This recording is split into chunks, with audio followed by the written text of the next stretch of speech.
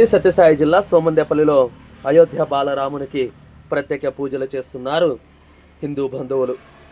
సోమందేపల్లి మండలంలోని గీతానగర్ బోర్డు వద్ద ఆ అయోధ్య బాలరాముని 3వ వార్షికోత్సవ సందర్భంగా గ్రామంలోని గ్రామస్తులందరూ చిత్రపటాన్ని ఏర్పాటు చేసి ప్రత్యేక పూజలు చేసి అనంతరం అన్నదాన కార్యక్రమాన్ని నిర్వహించారు.